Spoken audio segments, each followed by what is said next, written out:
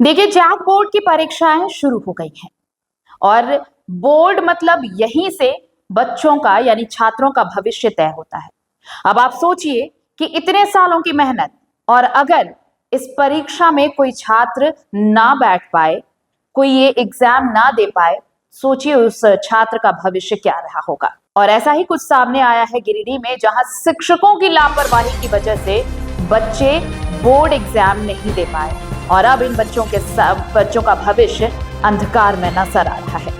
तेलोडी में शिक्षा व्यवस्था शर्मसार हुई है और कैसे हुई है वो भी सुनिए आप। उर्दू उच्च विद्यालय तेलोडी से ये चिंताजनक मामला सामने आया है, जहां विद्यालय प्रबंधन और तत्कालीन प्रधानाध्यापक की लापरवाही के कारण 17 छात्र छात्राओं का शैक्षणिक भविष्य अंधकार में चला गया है।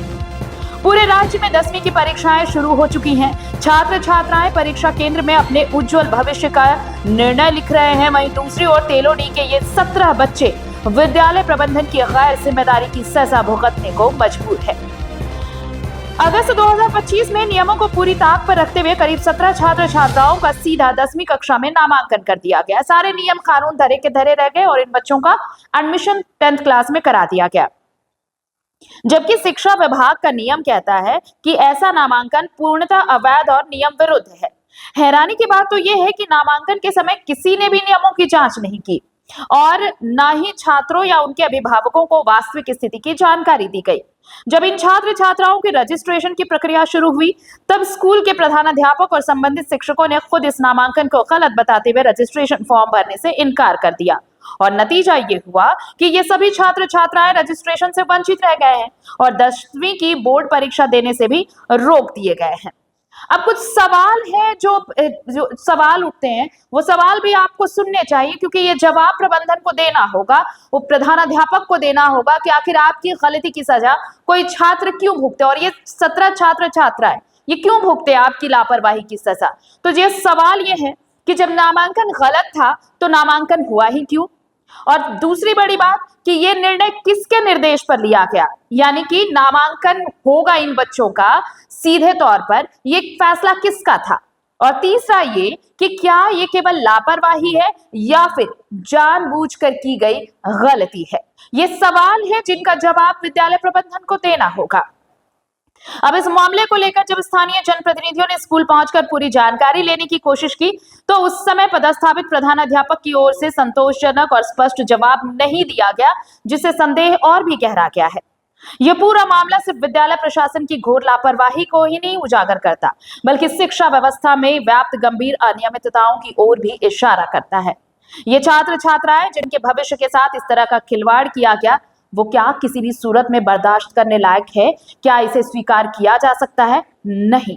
तो फिर ऐसे लापरवाह प्रधानाध्यापक और विद्यालय प्रबंधन के खिलाफ कठोर कार्रवाई होनी चाहिए, ताकि आने वाले दिनों में कोई छात्र इस तरह की लापरवाही का खामियाजा ना भुगते और उसका भविष्य अंधकार में ना जाए।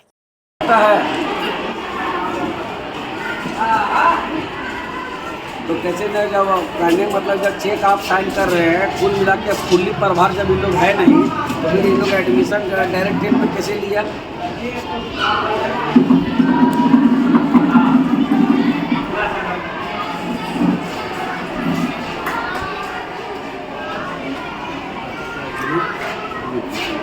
तो यही सब है ना कि इस तरह से मान लीजिए जो भी 9 से 10 में जब जाता है डायरेक्ट एडमिशन लिया, 17 बच्चे का भविष्य अभी ये है, उसका सब पेरेंट्स लोग भी हो रहा है, पूरा मीडिया लोग अभी भी आया हुआ है, उस दिन भी मतलब जो है सो आपको 2-3 दिन से फोन कर रहे कि कैसे होगी आपके यहाँ एडमिशन, ऐसे होगी। हम ठीक है, हम जाएंगे, हम जाँच करते हैं क्यों हुआ, कैसे हुआ, नहीं हुआ, जो दोषी होगा उसको कार्रवाई होगा। ठीक है मैडम साहब, देखिए ये सब चीज़ क्या है ना, जो भी चीज़ है स्कूल से रिलेटेड है तो वो उसको ट्रांसपेरेंसी रखिए। ट्रांसपेरेंसी नहीं रहेगा मैडम तो फिर मान लीजिए बहुत दिक्कत है ना।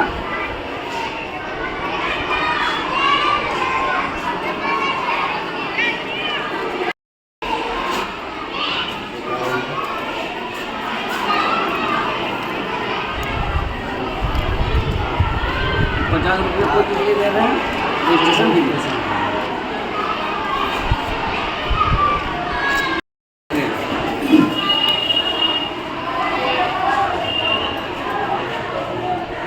ठीक है, हम देख लेते हैं। बाकी बात जो है, जैसे जो है कुछ भी आते हैं तो समस्या इनका कहना है कि पैसे निकासी नहीं हो रहा है ना, मैडम फिर हमको झूठे बाहर देती है, मैडम वहाँ है हम यहाँ हैं। हाँ 27 को।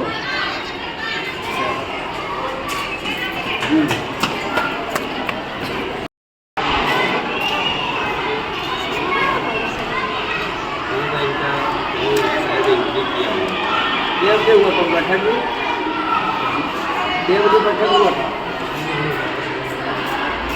कि पर्सनल कोई भी चीज़ को गलती करता है उसके लिए आप रजिस्ट्रेशन किसी का एकेडमी पर बात कर सकते हैं क्या? ये लोग आपको डिसीजन कैसे लेते हैं सर? आप डिसीजन आप